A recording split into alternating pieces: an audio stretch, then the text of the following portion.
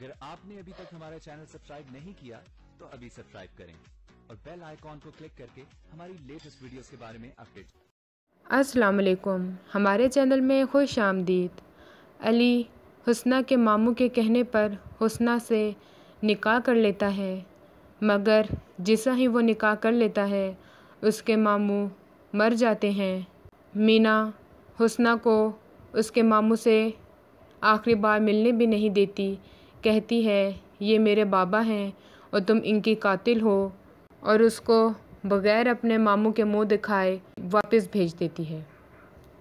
बिल्लू और उसकी माँ नई चाल लेकर आते हैं, क्योंकि वो दोनों बहुत लालची होते हैं। पहले हुस्ना के पीछे लगे होते हैं, अब मीना के पीछे लग जाते हैं कि वो बहुत अमीर है। उसके घर रिश्ता मांगने के लिए आते हैं, लेकिन मीना की अम्मी कहती हैं कि हमारे पास पहले से रिश्ता है राफ़े का। मीना जब ऑफ़िस जाती है तो वहाँ पे उसे पता चलता है कि उसकी जगह किसी और को हीरोइन कास्ट कर दिया जाता है। ना उसकी शादी होती है और अब वो फ़िल्मों से भी निकल जाती है। उसकी बर्बादी का वक्त शुरू हो जाता है।